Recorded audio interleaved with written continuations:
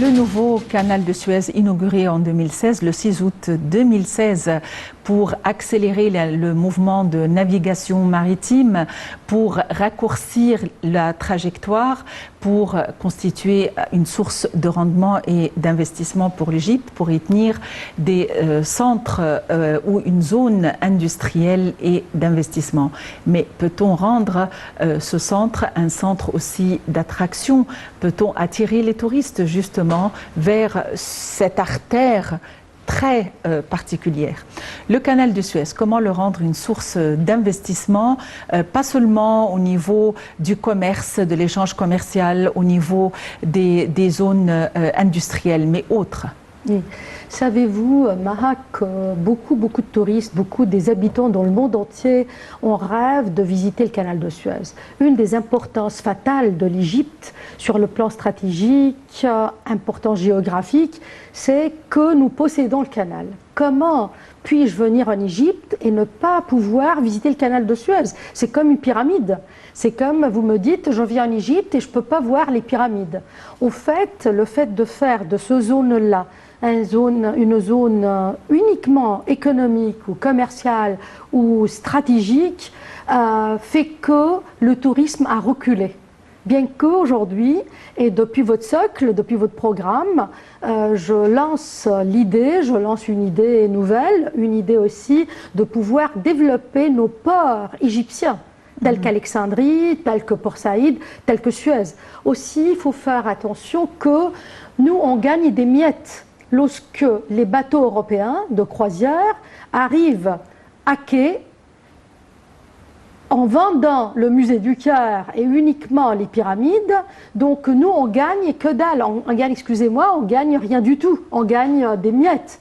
Ce qui gagne, c'est la croisière européenne, avec le passage dans les eaux égyptiennes. Pourquoi pas donner des autorisations à des agences, création d'une croisière nouvelle, pour changer un tout petit peu, qui fait Alexandrie, Port Saïd, Suez, en passant par le canal et visitant le canal, une partie d'un programme. Je ne dis pas que c'est tout le programme, parce qu'on ne peut pas venir en Égypte et ne pas voir les temples glorieux de Luxor, ni les pyramides, ni le nouveau musée, etc.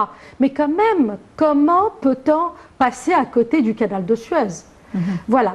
Aussi, toute la zone de 400 km industrielle, on peut quand même procurer une petite partie pour faire un monde magnifique, un monde chic, un monde de visite. Je vous rappelle que je vous donne un exemple depuis la France. Dans la ville de Toulouse, il y a les usines de Airbus, les avions Airbus. Est-ce qu'on peut visiter ces usines? Oui, bien que c'est stratégique. Est-ce qu'on peut visiter des endroits très stratégiques dans le monde entier? Oui, mais avec des autorisations et un contrôle invisible. Invisible, Maha, parce que le fait de voir la police touristique qui s'introduit dans un code touristique de liberté, libre, c'est un peu paradoxal. Effectivement. Je ne sais pas si vous voyez mon point de vue. Oui, je comprends. C'est vrai que c'est un endroit très stratégique. C'est vrai qu'il doit y avoir quand même... et il y a des frontières, c'est vraiment limitrophe d'endroits très stratégiques aussi. Mais l'idée créative de créer des centres d'attraction là-bas, de faire passer les touristes, vous, en tant qu'acteur de cette industrie, vous pouvez lancer ces idées justement, ou peut-être que ces idées sont déjà lancées et on aimerait les voir outre les centres de développement industriel et les centres d'investissement. Je dois en profiter quand même pour vous poser une question très rapide concernant le tourisme que j'appelle moi le non conventionnel. Quand on parle de tourisme culturel, on parle du Caire, des musées. Quand on parle du tourisme des stations balnéaires, nous savons de quoi nous parlons, Sharm el-Sheikh, Marsa Alam et autres. Mais le tourisme non conventionnel, je veux dire un tourisme de personnes qui viennent, qui ont un goût très particulier pour s'enfoncer dans le sable et se faire traiter. Un un tourisme pour découvrir les sites touristiques et les monuments qui se trouvent très loin du Caire, comme à Bani Souif. Je vous assure que beaucoup de personnes ne savaient pas qu'il y avait vraiment des monuments découverts à Bani Souif. Comment ça se fait que ce n'est pas suffisamment commercialisé internalement et au niveau des touristes à l'extérieur? Ben, vous savez, vous mettez sur mon épaule beaucoup de poids là-dessus, parce que je partage votre idée que le tourisme doit être tout d'abord libre. Le terme libre, je suis libre, donc je voyage. Donc c'est une égalité, donc je dois être libre pour voyager. L'Égypte est douée de beaucoup de richesses. Comme vous l'avez prononcé, nos déserts, le sable, la découverte des stalactites dans nos déserts, que ce soit à Bani Souif. Vous savez qu'il y a des caves anciennes avec des stalactites de rochers, avec du sel cristallisé. Il y a aussi dans les oasis, dans notre désert ouest. Très peu de gens connaissent ces endroits très particuliers et très attirants aussi, qu'il faut qu'on les souligne, mais on n'est pas encore là. D'accord. Aussi, à côté du tourisme culturel, vous savez qu'on a ce qu'on présente, c'est même pas 10% des sites archéologiques découverts. C'est-à-dire les programmes classiques, c'est même pas 10%. Parce qu'on ne passe pas à Siout, on ne passe pas à Baliana, on ne passe pas à Sohag. Il y a beaucoup d'endroits que le touriste amateur ne connaît pas. Mais pour répondre précisément à votre question, nous connaissons aussi un savoir médicinal en Égypte extraordinaire dans beaucoup de domaines. Par exemple, pour les reins, pour le foie, pour la beauté, tout ce qui est esthétique, etc. Ça, on ne touche pas du tout. Tandis qu'un pays comme la Jordanie ou le Liban avait touché ce secteur énormément. Aussi, actuellement, on a développé un business et une industrie de textile. Pourquoi pas, les gens viennent aussi faire leur shopping en Égypte. On a des produits extraordinaires. Le coton égyptien est très connu. Personne ne met l'Égypte sur un plan commercial ou touristique dans ce domaine. Autre chose, il y a un tourisme religieux, comme les gens qui en rêvent d'accomplir le périple de la Sainte Famille. Jésus avec la Sainte Vierge Marie, comment ils sont partis parce qu'ils étaient persécutés par Hérode, comme l'histoire nous avait appris, et puis ils sont partis avec Joseph depuis Palestine jusqu'à l'Égypte. Chaque point touché par la Sainte Famille fut commémoré par un couvent ou un monastère ou une église. Puis ils ont touché l'Égypte, il y a les cryptes dans l'Égypte ancienne ou le Phostat ancien, et puis ils sont partis ailleurs jusqu'à Assiout. Donc vous avez tout un périple religieux. N'oublie pas aussi que le judaïsme était fort prononcé puisque Moïse lui-même était élevé dans un palais royal. Pourquoi on ne parle pas? Pourquoi on ne parle pas de Moïse? Pourquoi on n'attire pas les Juifs du monde entier pour visiter l'Égypte? Donc vous avez une terre sainte qui nous parle des trois religions révélées d'une façon extraordinaire. Et il y a aussi l'ascension du mont Moïse à Sainte-Catherine. Exactement. Et d'ailleurs, les trois religions, vous pouvez les rencontrer. Là-bas, c'est une sorte de pèlerinage dans une tentative d'aller en haut, au sommet de ce mont, qui fait à peu près 3500 mètres pour aller à l'église le matin, au moment du lever du soleil. Et l'ascension commence à partir de 2 heures du matin. Donc les gens continuent de monter de 2 heures du matin jusqu'à 8 heures du matin. Et je vous assure que vraiment, c'est un voyage tellement spirituel. Pouvez-vous nous expliquer, puisque vous êtes l'experte ici, dans ce studio, cette sensation de spiritualité que l'on ressent sur la terre de Sainte-Catherine? On ressent un courant de spiritualité inédit à Sainte-Catherine. Pourquoi? C'est vrai. Pourquoi? Vous savez, je ne peux pas vous expliquer par les mots, parce que la foi, ça se sent. La croyance, ça se sent, ça se vit. On ne peut pas l'expliquer par un vocable ou un vocabulaire. Et puis cette association avec le lever du soleil, vous touchez le divin. Quelque part, c'est le divin qui vous parle. Ici, Moïse a écouté les paroles du divin, a écouté la parole de Dieu. tout est divin. Les montagnes, le désert, les mémoires, cette démarche, ce pèlerinage, comme vous l'avez expliqué. Mais vous parlez, moi j'ai la chair de poule, parce que quand on parle de foi, on ne peut pas parler à logique. On parle de sensations divines là-bas. Et ce n'est pas le seul endroit. Ce n'est pas le seul endroit où on peut sentir ceci. Vous savez, en Égypte. Effectivement. Revenons à la réalité. Soyons terre à terre. Et à la drague du canal de Suez, il faut dire que le Premier ministre, Dr Mostafa Madbouli, a hissé le drapeau de l'Égypte sur la drague Hussein Tantawi relevant de l'autorité du canal de Suez. L'inauguration de la nouvelle drague coïncide avec le 6e anniversaire de l'inauguration du nouveau canal de Suez. Plus d'informations dans ce compte rendu. À l'occasion du 6e anniversaire de l'inauguration du nouveau canal de Suez, le chef du gouvernement Mostafa Madbouli a assisté à l'inauguration de la nouvelle drague Hussein Tantawi relevant de l'autorité du canal de Suez. Une cérémonie a été organisée à cette occasion au siège du bâtiment d'orientation de l'autorité du canal de Suez en présence du président de l'autorité du canal, Oussama Rabia, et d'un nombre de ministres.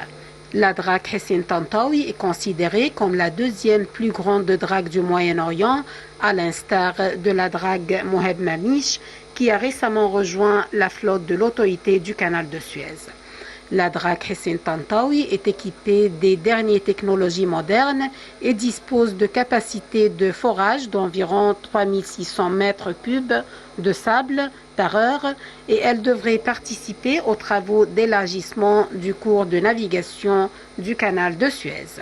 Le Premier ministre s'est félicité de mettre le nom du maréchal Hussein Tantawi sur la plus grande drague du système de travail de l'autorité du canal de Suez, soulignant que cela reflète l'appréciation de l'Égypte pour le rôle central joué par ce grand leader sur le champ de bataille de la guerre et de la politique et sa sage direction qui a contribué au passage en toute sécurité de la patrie à l'étape la plus précise de son histoire moderne.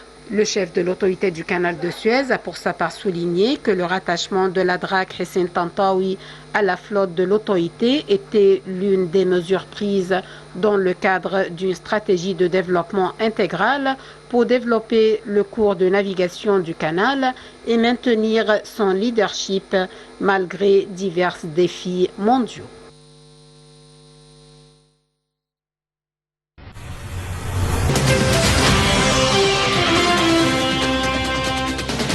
Manal Mourad, guide touristique, j'ai entendu dire que tous les hôtels du Caire sont tous remplis. Fully booked, comme on dit en anglais. Oui, il n'y a plus de place. Le taux d'occupation est au maximum. Pourquoi le Caire tout précisément? Que se passe-t-il? Écoutez, c'est quand même quelque chose de très positif. Hommage à toute la direction touristique, notamment à notre ministre du Tourisme, qui a eu l'idée de promettre ce qu'on appelle le tourisme de conférence. Le tourisme arabophone, de tout le monde arabe autour de nous.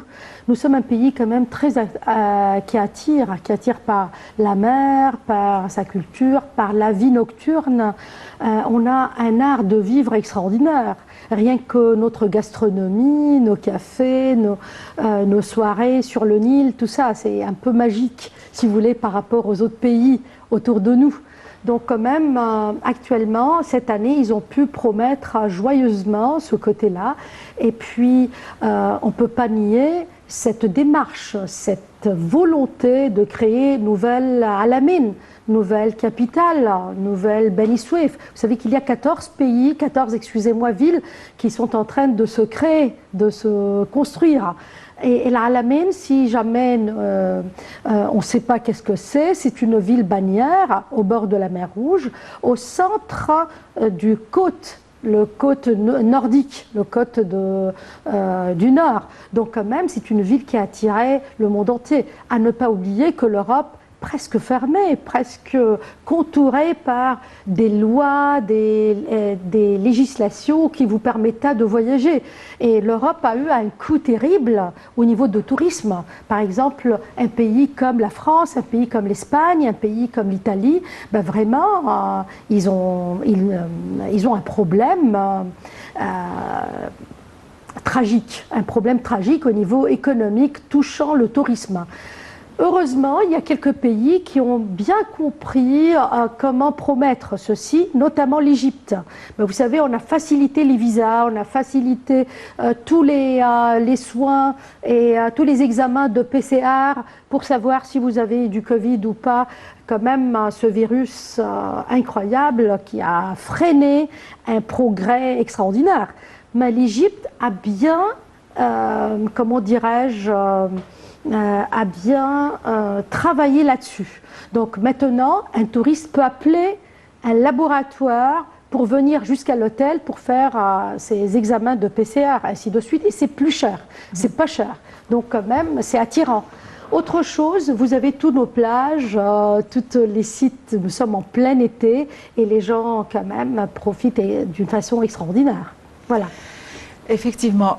Vous savez, vous avez parlé de PCR. Je trouve que c'est un peu, ça dépend de chaque pays. Est-ce qu'il y a une loi qui régit cela? Alors, il y a des pays qui ont ouvert leurs frontières. Il y a des pays qui ont mis leurs conditions. Tout d'abord, quelles sont les conditions de l'Égypte? Les conditions de l'Égypte, si vous avez pris votre 2 doses de vaccin, vous le présentez par votre carte médicinale et vous êtes accueilli dans le pays. Sinon, vous êtes obligé de faire un PCR pour savoir si vous avez le coronavirus ou pas, ce qui est logique, comme dans le monde entier. Mais il y a des pays qui ne vous permettent pas de rentrer, même si vous n'avez pas le coronavirus. Encore, les frontières dans les pays européens ne sont pas ouvertes pour le tourisme. Oui, question vaccin. Oui. Est-ce que vraiment c'est applicable que les personnes non vaccinées, même si ils présentent un PCR négatif et même s'ils ont le moyen de se mettre en quarantaine pendant 15 jours, ne seront pas autorisés, sauf s'ils sont vaccinés et sauf s'ils ont eu les 2 doses? Parce qu'il y a des personnes, et d'abord, il y a des vaccins qui ne sont pas reconnus dans certains pays. Il y a des personnes qui, pour des questions de santé, ne peuvent pas avoir le vaccin. Alors, est-ce que ces personnes sont condamnées à ne pas voyager? Non, je parle de l'Égypte, je ne parle pas des autres pays, parce que dans d'autres pays, oui, ils sont condamnés de ne pas voyager. Mais pour notre pays à nous, si vous passez par l'examen PCR et vous êtes négatif, c'est fini, vous êtes le bienvenu en Égypte. Et on n'a pas un quarantaine en Égypte. D'autres pays, c'est devenu vraiment lamentable, comme le Canada. Le Canada, vous êtes obligé de rester 14 jours sur votre compte personnel et vous payez l'hôtel que le pays vous le présente. Et comme ça, qui y a par exemple 1 mois de vacances pour le procurer pour un voyage? C'est quand même se mettre 2 semaines seul, incarcéré dans une chambre. De se prisonner, de s'offrir à prison à l'hôtel.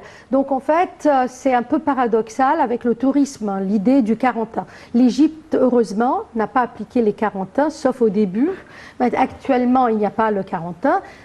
Mais vous devez avoir ou bien vos vaccins, vos 2 doses avec votre carte médicale ou médicinale, ou bien vous avez passé par les examens de PCR, ce qui est logique.